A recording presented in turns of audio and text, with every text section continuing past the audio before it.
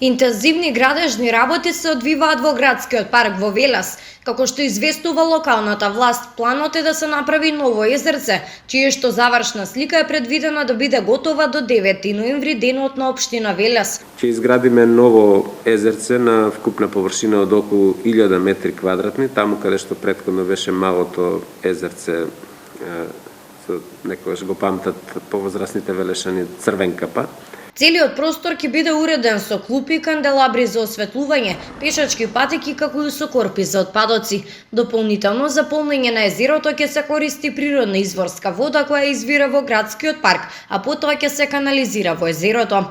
А ќе биде поставен и систем за филтрација на водата, ќе има водоскоци. Јас верувам дека во иднина тој простор ќе биде омилено катче за дечињата. Перспективно планираме таму да направиме и детски забавен парк. Инаку градскиот парк е место посетено многу од страна на граѓаните на Велес. Тоа е место каде што жителите се рекреираат, џогираат или доколку се погодни временските услови, држат тренинзи на отворено согласно ситуацијата со коронавирусот.